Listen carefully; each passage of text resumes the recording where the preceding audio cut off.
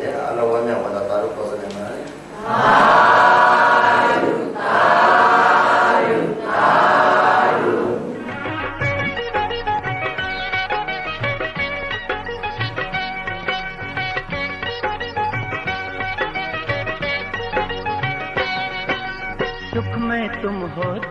အောင်ချမ်းသာဖျားဥဖွယ်အပေါင်းသူတော်ကောင်းများဟာ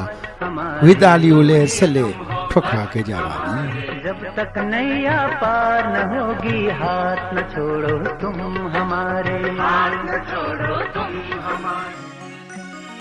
ဟိုတုန်းကဝေတာလီမှာကျောင်းနေစီတီညာစွာရှိခဲ့ပြီးခန္ဓာစီကားခဲ့တယ်ဒီနေ့မှာတော့ဘုံကြီးကျောင်းနေရှိတော့ပါဘူး။ဒါပေမဲ့ဒီကွက်လက်ကိုဖြစ်ဖို့မိဂရာဝန်ဆရာတော်ဥဝဏဒဇကနေပြီးကျောင်းတည်တီးနေတာဖြစ်ပါတယ်။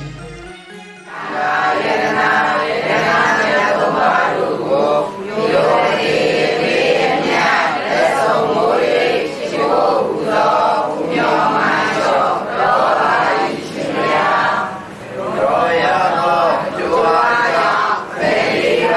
ကံသုံးပါးယေရနာဆုံးယေရနာသံဃာမျိုးဆုံးယေရနာဟုဆိုရသောယေရနာမျိုးသုံးပါးတို့အာယုရှင်များတို့လက်ဆုံးမူ၏ရှိဖို့ပူဇော်ဘုရားမင်းဆိုတော့ကြာတော့ကောင်းမှုကုသိုလ်ရဲ့စေတနာပေါင်းလို့ကြောက်ကြပြီးတော့လူရှိတဲ့တောင်းတဲ့ပန်းစင်အားကြောင့်အမေရိကန်ဒေါ်လာ130အိန္ဒိယပြည်ငွေ4400မြန်မာကျပ်ငွေ1800ဖြစ်ပါတယ်ဗျာအလုံးဝမြတ်ဝန္တာတာတို့ခေါ်ဆိုနိုင်ပါတယ်သာ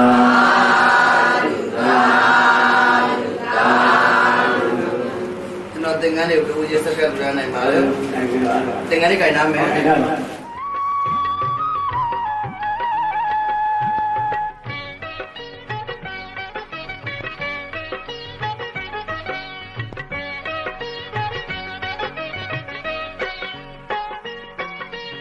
करुणा और दया से भरपूर तन तुम्हारा मन तुम्हारा मन तुम्हारा अपना पराया कोई नहीं है सारा जग परिवार तुम्हारा မြတ်ဗုဒ္ဓရဲ့ဓာတ်တော်တွေကိုဝေစုကြကြတဲ့လက်ဆွေမင်းတွေဓာတ်တော်တွေထားဖို့တည်ထားတဲ့ဓာတ်တော်တဲ့နေရာပဲဖြစ်ပါတယ်။အခုခါမှာတော့အုပ်အိုဟောင်းတွေကိုပဲတန်ဝေအားရတာဖူးတွေ့နိုင်ရတာဖြစ်ပါတယ်။ ရဲမမရဘူးလေခုနတွဲလက်မှာတော့မသွားရှင်ထဲမှာသွားဒါဥယျာဉ်မှာကလားတော့လိုက်နေတယ်ဟောကျမ်းမိုက်လို့မရဘူးတော့သမဏထည့်ပြီးတော့စီကြီးပြီးထားခဲ့တယ်နောက်ပိုင်းအစာသမင်းလေးရတဲ့ခါကျတော့အဲ့ဒီတက်တော်လေးကိုဗျာချလို့ရှိရင်ပြောက်ပြတ်သွားမယ်ဆိုပြီးတော့အစာတက်ကမယ်တော့တဏှာတိမရှိတဲ့တက်တော်လေးကိုသူတို့ကိုးကွယ်ဖို့အတွက်တဆူစီကခြံခဲ့တယ်ကျန်တဲ့တက်တော်လေးကိုတဲ့ရန်သူမျိုးပြန်လဲပင့်စားတယ်အဲ့လိုပြန်လဲပင့်စားတဲ့အခါမှာလမ်းမှာ9နှစ်9ရက်အပူတော်ခံတယ်အဲ့လိုပူဇော်တဲ့ရာဇဝီကိုပြန်လဲတစ္ဆာပြီးတော့ရာဇဝီမှာတန်ပါမှုစီကြီးကြီးထားဖို့ကလည်းဖြစ်ပါတယ်မနေ့ကဘုန်းတော်ကလည်းမနေ့ကမှတက်တော်လိုက်ကဒီရပြန်တက်တော်လေးကိုပြန်လဲတူပေါ်ပြီးတော့အဲ့ဒီမှာတန်ပေါင်းစုစီကြီးကြီးထားဖို့ကလည်းဖြစ်ပါတယ်ဒါမြတ်စွာဘုရားရဲ့တက်တော်စီကြီးကြီးဖြစ်ပါတယ်ဘုရားကိုပူဇော်ပါ၏ရှင်ဗျာဓမ္မတရားတော်မြတ်ကိုဘုရားပူဇော်သံဃာနာတော်မြတ်တို့ဘုရားပူဇော်ပါ၏ရှင်ဗျာသာဓုသာဓုသာဓုနမောနမောနမောနမောနမောနမောनमो नमो तुम्हें नमो पूज्य दलाई लामा जी नमो नमो तुम्हें नमो पूज्य दलाई लामा जी नमो नमो नमो नमो नमो नमो नमो नमो नमो नमो नमो नमो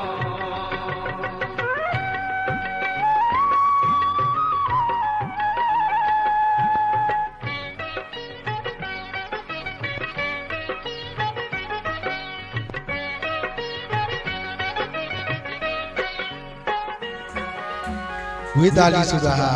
ရှေးတုန်းက9900ပါသောလေးစုမင်းတို့စုပေါင်းအုပ်ချုပ်တဲ့နိုင်ငံတော်တစ်ခုဖြစ်ပါတယ်။ဗုဒ္ဓဟာတခါတည်းမှာ လေးစီတို့ရဲ့ညီညီကြဘုံတွေကိုလည်းအတုယူဖို့တန်ဃာတော်တွေကိုတွင်တင်တော်မူလို့ရှိပါတယ်။တစ်ထက်နဲ့တစ်ထက်တကားဝတ်စီဝေးกว่าတဲ့တတိုင်းသုံးတက်ရှိပြီးတစ်ထက်စီမှာတကားပေါက်တစ်ပေါက်စီမျောစင်များပါဝင်ပါတယ်။ကတ်ယောဂါဆိုများကတ်ရောက်ခဲ့တော့ကအရှင်အနန္ဒာဟာတတိုင်းသုံးတက်ကြားကနေပြီးရတနာတို့ပြီးတော်ရွတ်ဖတ်ပူဇော်ခဲ့တဲ့ကတ်ယောဂါများကင်းဝေးခဲ့ရတာဖြစ်ပါတယ်။ဝေသာလီအနီးမှာရှိတဲ့ဝေလူဝရွာမှာပဲမြတ်စွာဘုရားကိုတော်မြတ်ကြီးဟာနောက်ဆုံးဝါကတော်မူခဲ့ပြီးအာယုသင်္ခါရလွတ်ခဲ့တာဖြစ်ပါတယ်။တေဝိဇ္ဇတုတ်တေဝိဇ္ဇဝိဇ္ဇဂေါဋ္ဌတုတ်များကိုလည်းဟောကြားခဲ့သေးတယ်လို့ဆိုရပါတယ်။မြတ်ဗုဒ္ဓပရိနိဗ္ဗာန်ဝန်ဆံတော်မူပြီးနှစ်အငင်းငယ်အကြာမှာဝေသာလီယာမကရာတိုင်းလက်အောက်ကိုရောက်ရှိသွားကြပါတယ်။ဒီဝေသာလီမှာပဲဒုတိယသင်္ဃာယနာကိုကာလာတောကာမင်းလက်ထက်ဝေသာလီမှာရှိတဲ့ဝါလူကာယုံကျောင်းတော်မှာပဲသင်္ဃာယနာတင်ခဲ့တာဖြစ်ပါတယ်။အခုခါဒုတိယသင်္ဃာနာတင်တဲ့အထိမ့်မှဖြစ်တယ်ဝေသာလီကြောက်တိုင်နဲ့ရှေးဇေဒီအုပ်ပုံရာတွေကိုလည်းတန်ဝေကရတာနဲ့ဖူးတွေ့ရဖြစ်ပါတယ်။ဘုရားဝါဤရှင်ဘုရားဓမ္မတရားတော်မြတ်ကိုပူဇေမိဘုရားဝါဤရှင်ဘုရားသံဃာတော်မြတ်ကိုပူဇေမိဘုရားဝါဤရှင်ဘုရားသာဓုသာဓုသာဓု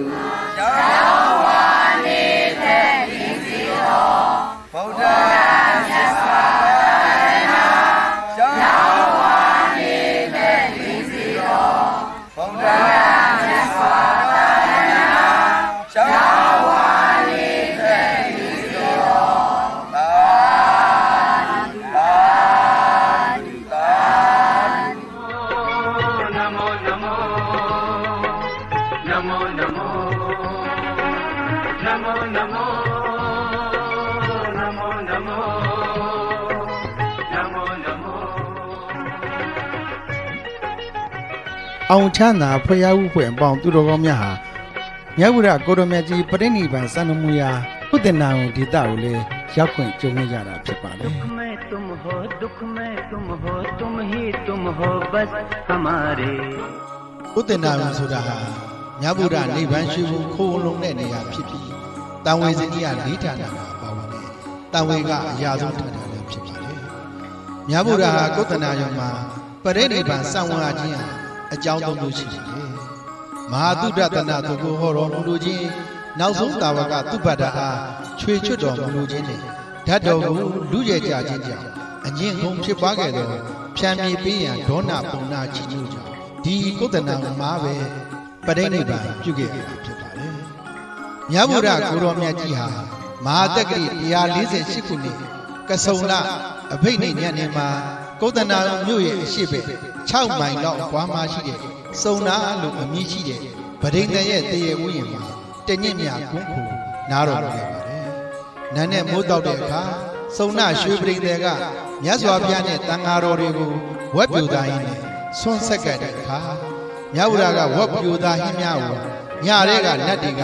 နတ်ဩဇာထည့်ထားလို့ဖယားမှာတပါအခြားသောတန်ဃာများဖုံးပေးရင်အစာမကြေဖြစ်မှာဆိုယဟန်တန်ဃာတွေကိုမကတ်စေပဲမြတ်ဗုဒ္ဓဖုံးပေးပြီးကြံတဲ့ဟင်းတွေကိုကျင်းတူးပြီးတော့ပြုတ်စေပါတယ်ဗုဒ္ဓမြတ်စွာပွင့်တော်မူတဲ့အခါဒိဋ္ဌိနဲ့နတ်မြမာတို့ဟာဖယားရှင်ကိုတုပြိုင်လာကြတယ်ပဲဖယားရှင်ကဂျန်သူလို့သဘောမထားပဲသူတို့အကျိုးကိုလိုတာတွေမြစ်တာတဲ့ထက်မြက်တဲ့ဉာဏ်တော်မြတ်နဲ့အမြင်အောင်နိုင်တော်မူခဲ့ပါတယ်အဲဒီလိုလူနတ်မြမာသရဝဟုတွေမြတို့ဆန့်ကျင်မဲ့ပြုလာတဲ့မြဝဲအရှုံးမရှိအနိုင်နာရှိခဲ့ပေမဲ့အိုဘေးနာဘေးသေဘေးဆိုတဲ့ဘေးရန်ကြီး၃ပါးကိုတော့မြတ်စွာဘုရားဟာအနိုင်မရအရှုံးခံရတာဖြစ်ပါတယ် အာရမစ္စယောအာရမစ္စယောဣန္ဒြိယမစ္စယောသာနာမစ္စယောမေတ္တာမစ္စယောနမော သတ္တဘဂဝတောဓမ္မံတရဏံကိစ္ဆာမိသံဃံတရဏံကိစ္ဆာမိဒုတိယမိဘုဒ္ဓံတရဏံကိစ္ဆာမိဒုတိယမိဓမ္မံတရဏံကိစ္ဆာမိ ယေယောနိနာ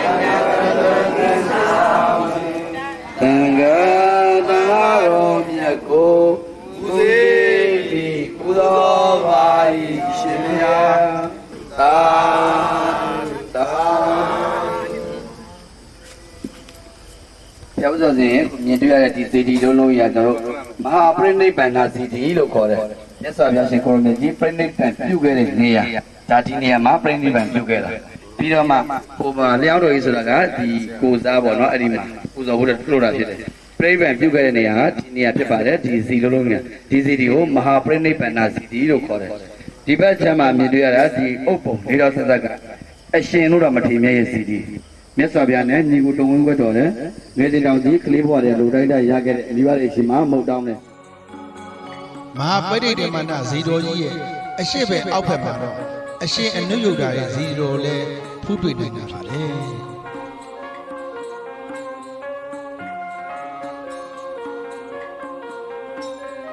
ယောဝါနိတလင်းစေတော်ဗုဒ္ဓမြတ်စွာသာရဏယောဝါနိတလင်းစေတော်ဗုဒ္ဓမြတ်စွာသာရဏ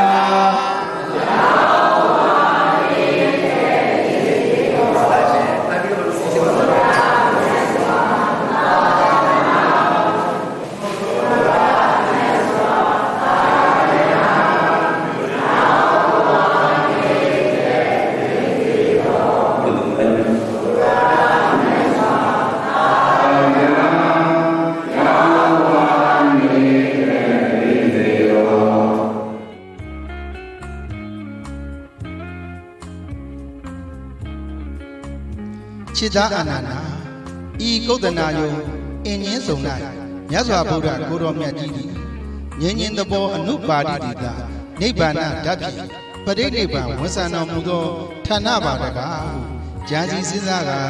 တရားတရားနှင့်ပြည်သောအမျိုးကောင်းသားအမျိုးကောင်းသမီးတို့ကိုတန်ဝေကယူစီရာတန်ဝေကပွားစီရာတန်ဝေသမီးကတဌာနရဲ့လို့မြတ်စွာဘုရားဟောကြားမိန့်ချူခဲ့တာဖြစ်ပါလေကုသနာယုံဟာမြတ်စွာဘုရားပရိနိဗ္ဗာန်ဝန်ဆံတော်မူရာဌာနဖြစ်ပြီးမြတ်ဗုဒ္ဓရဲ့နိဗ္ဗာန်ရွှေဘုံဖုံဝန်လုံးနဲ့ရုပ်ထုတော်ရှိပြီးမထုတာမျိုးသာဒိဏကထုလုပ်ထားတာဖြစ်ပါတယ်။ရုပ်ပွားတော်ကြီးကိုမဏိတော်ဘက်ကဖုလို့ရှိပြုံးနေတဲ့ဟန်မျက်နှာတော်တဲ့တဲ့ဖုလို့ရှိငြိမ်သက်စွာကျိတ်ဆက်နေတဲ့ဟန်နဲ့ခြေရင်းဘက်ကဖုမယ်ဆိုရင်ဝေနာခံစားနေတဲ့ဟန်သုံးမျိုးကိုဖူးမြင်ရမှာဖြစ်ပါတယ်။မဟာဝိဟာရအကြောင်းကြီးရဟန်းတော်ဟရိပလဆွာမိကလှူဒန်းထားတယ်လို့လည်းအဆိုရှိပါတယ်။ရုပ်ပွားတော်ကြီးဟာမြေသားရုပ်ထုတော်ကြီးဖြစ်ပြီးတွေ့စဉ်တုန်းကဒဇစီကျိုးပေလေရှိတယ်။ပြန်လဲဆက်ဆက်မွမ်းမံထားပါတယ်။ရုပ်ထုတော်ဟာညှို့လျတဲ့မျက်နှာတော်ဖူးကြွတဲ့ပါးတော်နဲ့ခြေတော်အစုံနွမ်းကြီးပြေရော့ကြနေတဲ့ကိုရောနေရတို့ကိုအနိကဖုပြရတဲ့ဗုဒ္ဓဘာသာဝင်ဖျားဝိဟာဖျားရှင်ကိုနှမျောတတ်တာပြီးဝမ်းနေမိကြပါတယ်။လျောင်းတော်မူမြေသားဗုဒ္ဓဆင်းသူတော်ဟာခြေပွားတော်မှာဥဆောင်တော်ကြီးပေ20ပခုံးတော်9ပေ6လမှရှိပြီးမြောက်သို့ဥကောင်းပြုတော်မူကအနောက်ဘက်သို့မျက်နှာမူနေတဲ့ပုံတော်ပဲဖြစ်ပါတယ်။ပလင်တော်ဟာ23ပေ9လမှရှိပြီး2ပေ1လက်မှအမြင့်ဖြစ်တယ်။မြတ်စွာဘုရားဟာ45ဝါပတ်လုံးသက်တော်80အထိအနာယူသည်မရှိဘဲသရဝါတို့အကျိုးတွေအစဤကောင်းခြင်းအလဲဤကောင်းခြင်းအဆုံးဤကောင်းခြင်းသဘောရှိတဲ့ဓမ္မသစ္စာလမ်းစဉ်ကိုဟောကြားတော်မူလျက်မဟာတက္ကရီ148ခုဥရုဂိမန္နကဆုံလပြည်အင်္ဂါနှင့်ညီဥယံမှာမလာမင်းတို့တရားညွှန်ပြပြီးတန်းကောင်ရံမှာသူ့ဘပရပိုက်ကိုဆုံးမပြီးမိုးတောက်ရံမှာယဟန်တန်ဃာတော်တွေကိုများစွာဆုံးမတော်မူပါအာယုန်တက်ခံဤလင်အာဒီအချိန်မှာပဲအနုပါရိတိကနိဗ္ဗာန်ဓာတ်နဲ့ပရိနိဗ္ဗာန်ဝန်ဆံတော်မူခဲ့တာဖြစ်အခုဖျောင်းများရောက်နေကြတာမလာမင်းတို့ရဲ့အင်းင်းစရာကိုကုသနာကလည်းဖြစ်ဖြစ်လေ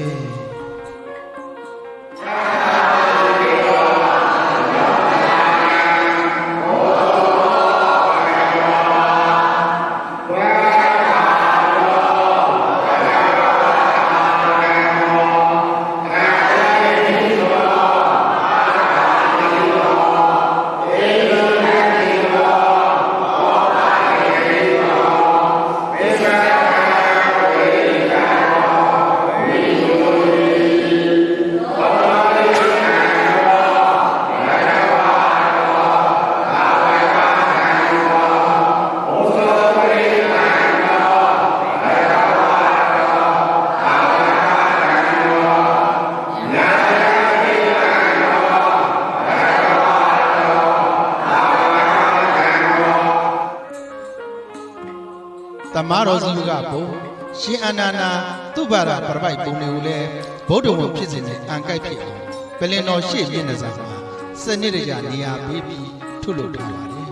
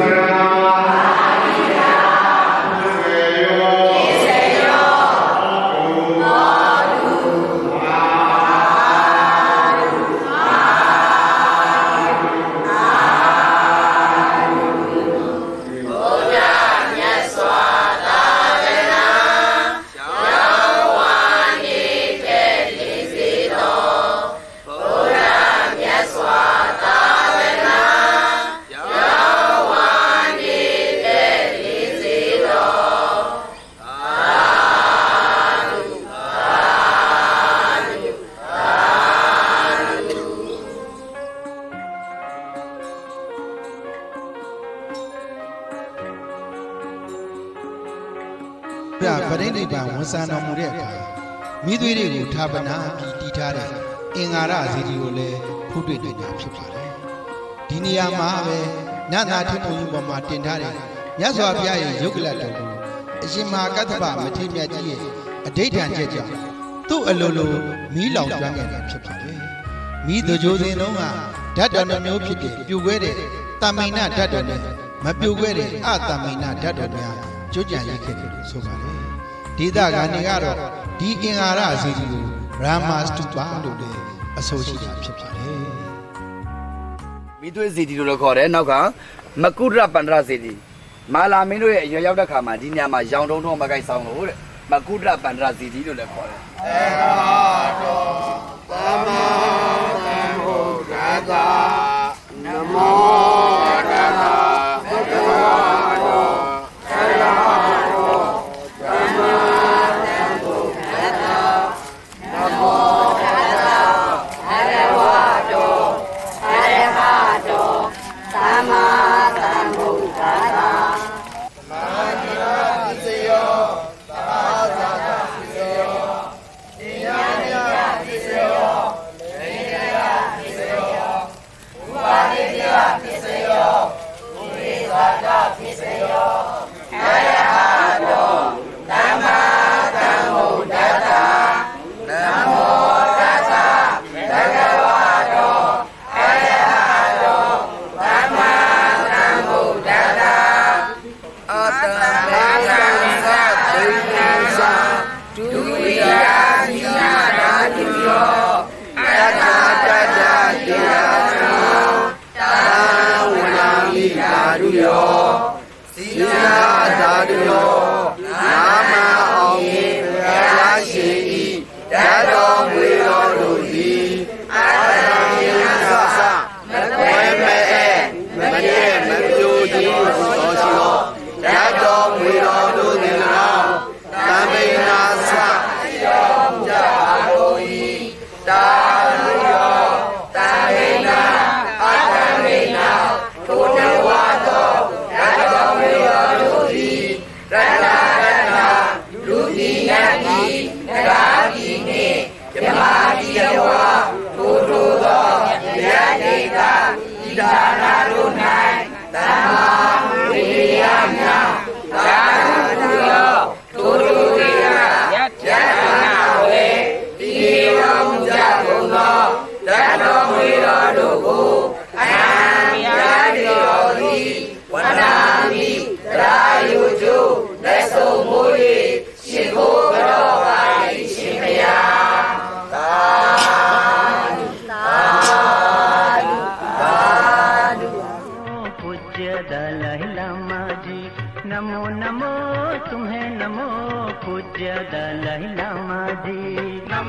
မ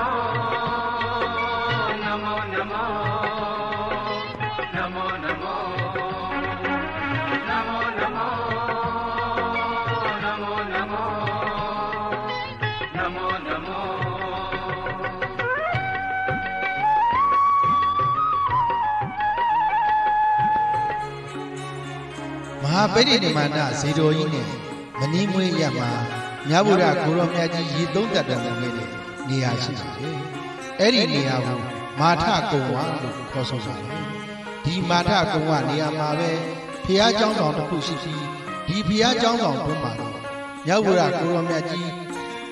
ဘူမိဖတ်တာပုံတော်နဲ့ဝိနာခံတဲ့ပုံတော်ကိုရှိပါတယ်။ရရွာဒေသကတော့ဒီပုံတော်မှာလာရောက်ဆုတောင်းရင်ဆုတောင်းပြည်တယ်လို့ယူဆတာခဏခဏလာရောက်ဆုတောင်းလို့ရှိတယ်လို့အဆိုရှိတာဖြစ်ပါတယ်။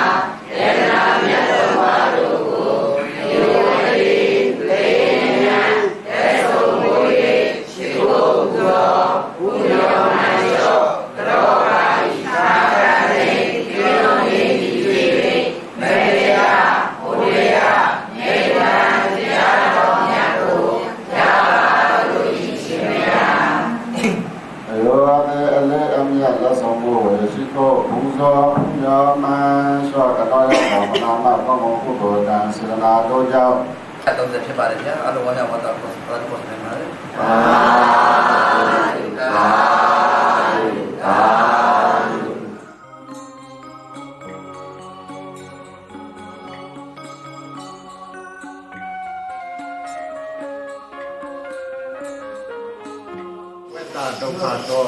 ဒုက္ခတော့မောစနာထာဣမံဘိခံသတုပယေဇနာ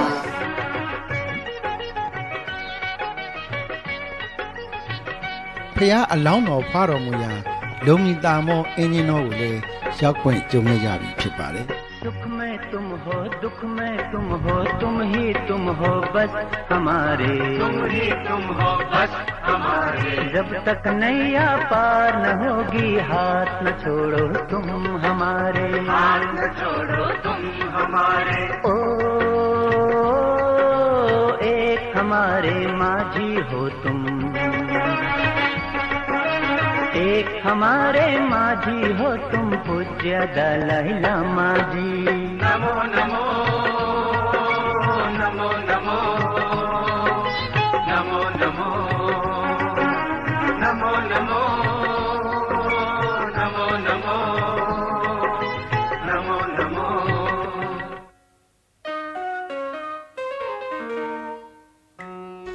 ကပ္ပိလူဆိုတာဟာ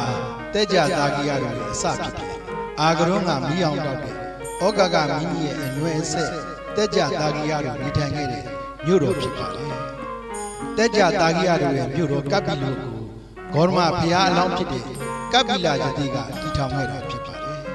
ဩဃကမင်းကစားလို့မြတ်ဗုဒ္ဓရဲ့ဖခင်မိတော်သုတ်တော်ရဏမင်းတိုင်အောင်မင်းဆက်ပေါင်း8000ကျော်အုပ်ချုပ်ခဲ့တာဖြစ်ပါတယ်ကပ္ပိလူမြို့တော်ဟောင်းတက်ကြသားကြီးရတဲ့နားတော်ဟောင်းဒီနေ့လုံမီရဲ့အနောက်ဘက်မိုင်30ခန့်ကွာမှာတွေ့ရှိခဲ့ပါတယ်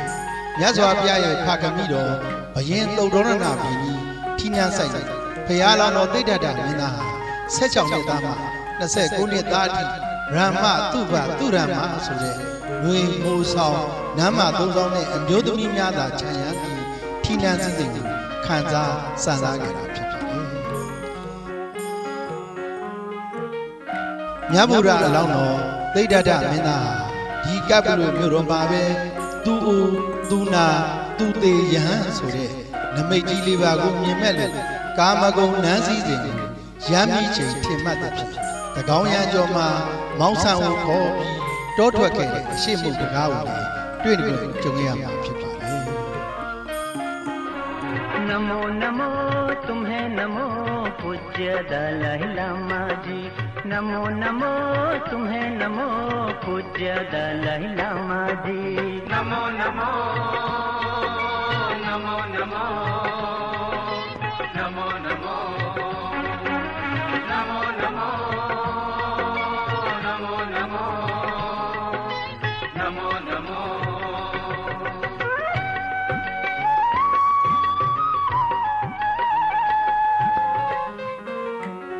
အပိလူမျိုးရဲ့အရှိတောင်မှာရှိတယ်။ညီရောတော်ကျောင်းတော်ဟာဗုဒ္ဓသာသနာဝန်မှာအလွန်ထူးမြတ်တဲ့နေရာတစ်ခုဖြစ်ပါတယ်။သိဒ္ဓတမင်းမြတ်ဘုရားဖြစ်ပြီးတနေ့တင်းပြည့်ချင်းမဟာတက္ကရာ104ခုတပေါင်းလာမှာယဟန္တာ2000ခြံရံလျက်ရှိတယ်။မြတ်စွာဘုရားနဲ့ဖကမိတော်မိရွေးတော်ဆွေတော်မျိုးတော်များပြန်လည်ဆုံတွေ့ကြတဲ့နေရာဖြစ်တယ်လို့မဟာဗုဒ္ဓမျိုးလည်းဟောကြားတဲ့နေရာဖြစ်ပါတယ်။ပောက္ခရဝတ္တမိုးကြီးရွာသွန်းပြတဲ့နေရာဖြစ်တယ်လို့သားတော်ရာဟုလာမင်းသားရှင်သာမေပြုရတဲ့ညီတော်နန္ဒမင်းသားရှင်ဟန်ပြုခဲ့ကြတဲ့နေရာဖြစ်လို့မမေ့နိုင်ပဲလွမ်းဆွေးပဲကောင်းလာတဲ့ဖြစ်ရပေါင်းစုံနဲ့ညီကျော်တာကျောင်းတော်ဟောင်းပဲဖြစ်ဖြစ်လေ ရပါတယ်ဘုရားပြောတဲ့ခါမှာကျမ်းရဲ့ဝစ်ဆိုပြီးတော့ဝစ်ပေးလိုက်တယ်အဲ့တော့သန္တာပရိယကလန်ကြီးရဲ့နန္ဒမင်းသားတစ်ထပ်တဲ့နေ့မှာပဲနန္ဒမင်းသားဟာရဟန်းဝတ်သွားတယ်သူတို့တွေကမောင်နှမတွေဖေတူမေပွဲတွေ ပူဇော်ဝါဤရှင်ဖေယပူဇေမိပူဇော်ဝါဤရှင်ဖေယကံတန်ဃာတော်မြတ်ကိုပူဇေမိပူဇော်ဝါဤရှင်ဖေယသာဓုသာဓုသာဓု မေရောမာယာကိုယ်အရင်မှနဲ့မိဘဆွေမျိုးများရှိရာဒေဝဓာတ်တို့ကိုသွားလုံးပြီးဥယျာဉ်ဝင်ရောက်လာနေတာအလောင်းတော်မင်းသားကိုမဟာတက္ကရီ68ခုဥရုဂိမာနကဆုံလာပြီးတောက်ကြနေနက်နဲ့တစ်ချက်တစ်ချက်တိမ်နဲ့ဖိစာဆန်းဝိတာကလက်ခံရှင်လေးရဲ့လက္ခဏာတော်ကြီးငယ်နဲ့ပြည့်စုံတဲ့ဗုဒ္ဓအလောင်းတရားခွာမြင်ပြီးတာဖြစ်ပါတယ်အမြတ်ဆုံးယောက်ျားရဲ့အမြတ်ဆုံးစကားကြွေးကြော်သွားကြဒီလုံးပြီးသူတော်ဖြစ်အမြတ်ဆုံးကြီးဖြစ်တယ်လို့အမြတ်ဆုံးယောက်ျားခွာမြင်ပြီးဖြစ်ပြီးအမြတ်ဆုံးယောက်ျားရဲ့အစဆုံးခြေတော်ရာချနေရမည်ဖြစ်တာအမြတ်ဆုံးသုံးရထခါကြောက်ရဒီလုံးပြီးသူတော်ဖြစ်ကပ္ပဥကောင်းကိုခေါ်ရလာအထွတ်မြတ်ပဲဖြစ်ခဲ့ဖြစ်ပါတယ်ခွာမြင်တော်မူတဲ့အခါကောင်းငင်မှရေဘူးရေးနဲ့တွေ့တို့ဟာမေတော်နဲ့သားတော်တို့ချမ်းမြကြီးသားဝေဒနာမရှိစေခြင်းအလို့မှာသက်ဆင်းတွန်းဖြန့်လာခဲ့တာဖြစ်ပါတယ်။မြတ်ဗုဒ္ဓလောင်းတော်ခွာတော်မူတဲ့အခါဗြဟ္မာကြီးလေးယောက်တို့ကရနာရှိကုန်ရဲ့ဖြစ်၎င်းစတုမာရိနာမည်၄ပါးတို့ကတင့်တဲ့ရဲ့ဖြစ်၎င်းလူမင်းသားတို့ကဝဲ့ပစိုးတို့ဖြစ်၎င်းအသီးသီးခံယူခဲ့ကြပါတယ်။ဗြဟ္မာကြီးတို့ကထီဖြူအုပ်ဖို့သူ့ရမနာမည်တာမီရခါပြီးတပါးသောနတ်တို့ကတန်လျက်ခြေလင်းတင်းတိကန်ဆွဲပြီးကောင်းပြီးပေးလို့ကြွေးကြော်ခဲ့ကြတာဖြစ်ပါတယ်။ဓမ္မသောကဘုရားသာသနာနှစ်240ခုနှစ်မှာလုံမီကိုရောက်ခဲ့ပါတယ်။သူရောက်ရှိရှိဖို့အယုဒိပြုခဲ့ကြောင်းသိဒ္ဓတမင်းသားရဲ့ခွာရာမိမှန်ကြောင်းဗုဒ္ဓဝံရာဇဝံသာသနာဝန်တို့မှာအခိုင်အမာမှတ်တမ်းတင်ထိတ်မှဝတ်နေတဲ့မြို့ရုပ်ပါအမြင့်ပေ25ပေလောက်ရှိတယ်အချင်း3မိနစ်လောက်ရှိတဲ့တိုင်ကိုလည်းစာရမ်းမှာရေးထွန်းပြီးစိုက်ထုတ်ခဲ့ပါတယ်။အလောင်းတော်များဟာအယမျက်နာတို့ကိုအစဉ်တိုင်းသိရှိတော်မူပြီးသူ့ရဲ့သားသူကိုမဆိုထားနဲ့ဒန်းတူသူမရှိတာကိုသိတော်မူပြီးမြောက်ဘက်သို့ခြေလမ်းခဏလန်းကြွလန်းခဲ့တာ။အေဂောဟမသမိလောကတာဇိတောဟမသမိလောကတာ တစ်တော်ဟာမသမီလောကတာလောကမှာငါသည်အကြီးကဲသောဖြစ်အမြတ်ဆုံးဖြစ်ချီးမွမ်းအပ်ဆုံးဖြစ်လို့ရဲရဲတောက်တောက်ရှင်သေးဟောက်တဲ့ဝမ်းမြောက်စွာဥရန်ကျူးပြီးကျုံဝါမြစ်စွန်စွန်မူခဲ့တာဖြစ်အခုဖျောက်ွယ်သူတော်ကောင်းများရောက်နေကြလုံမီတာမောအင်းကြီးတော်မှာဖြစ်ပါတယ်ချစ်သားအနန္ဒာဤလုံမီဥယျာဉ်တော်ဌာနမြတ်စွာဘုရားအလောင်းတော်ခွားမြင်တော်မူ၏ကျမ်းစီအောင်းမြင်ကတရားတရားနှင့်ပြည့်စုံသောအမျိုးကောင်းသားအမျိုးကောင်းသမီးတို့ကိုဖူးမြော်တိုက်တဲ့တန်ဝေကရသည်ဌာနတော်မှာဖြစ်ပြီးပြီမြတ်ဗုဒ္ဓဘုရားရှင်ကဟောကြားခဲ့တာဖြစ်ပါတယ်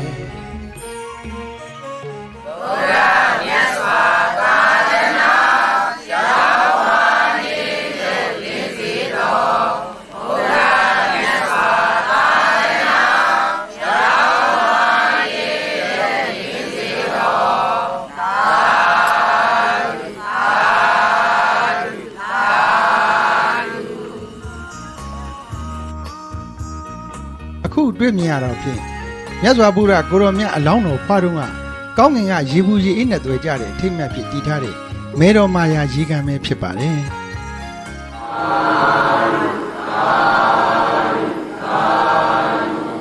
ကျောင်းတော်ကြီးတွင်ရင်းသုံးရသာနာပြုတော်မူသောဆရာတော်များတွင်ထူထမ်းသောအလူမီနဝကမ္ဘာများမှာ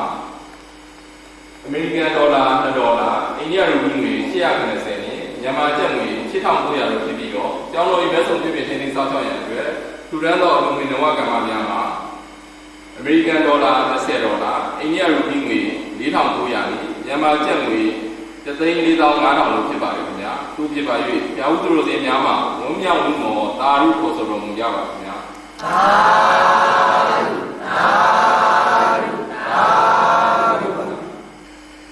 ဒီလိုဒုတိယသာယနာပြင်ပြီးတဲ့နောက်ပိုင်းမှာဆိုလို့ရှိရင်ဒုတိယသာယနာတင်တဲ့အချိန်မှာပဲပေါ့ဒီလိုတရားဓမ္မတွေပြည့်တဲ့ဒေသတွေမှာဒုတိယသာယနာတင်ပွဲဆိုတော့ပြုလုပ်ကြတယ်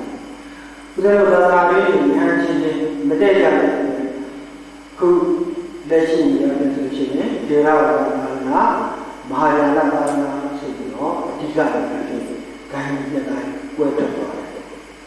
ခုလိုမျိုးဦးဇင်းတို့ဒီမှာဆိုလို့ရှိရင်ဒီမှာအတူတကွစုပေါင်းပြီးတော့နေထိုင်ကြရဆိုတော့လေအားမပြောတယ်မရောကြီးအောင်အောနေလို့အားပေးနေတော့ဟုတ်တယ်ပါခဲ့အောင်နော်တန်းကကန်ခိုင်းပြီးပြောစီအောင်အဲ့ဒါဘယ်လိုဆိုမှာလဲဘိုးရှိရနေတိုင်ပေးပြီးတော့ကျွန်တော်တို့ live တော်ကြပါမယ်ပူတော်ကြပါမယ်နော်နောက်မှနောက်ပိုင်းဖြစ်တာရောပို့ကြပါမယ်နော်နမောတတဘဝ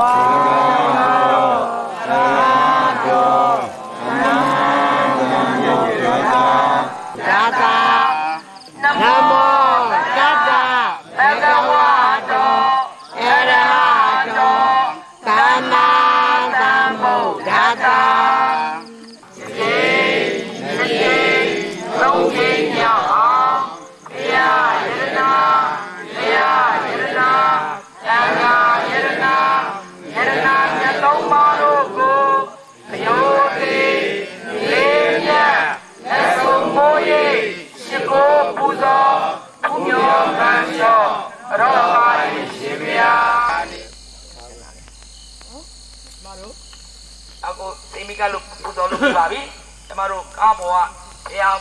ကိုအစီအစဉ်တိုင်းရွတ်ပတ်ပူဇော်ကြမှာဖြစ်ပါတယ်နောက်ဆိုအားလုံးပြီးတော့ဒီရက်ဆက်နေတာမှာပါသွားအောင်လို့ပါနော်အဲ့တော့ကျမတို့ဗုဒ္ဓမြတ်စွာဘုရားကိုစမယ်ဗုဒ္ဓမြတ်စွာဘုရားစပါမယ်ရှင်ဗုဒ္ဓံကရဏံယစ္စာမိဓမ္မံကရဏံယစ္စာမိသံဃံကရဏံယစ္စာမိစိရဲ့ခသိရင်ကြပါစေနှလုံးစိတ်ဝမ်းအေးချမ်းကြပါစေ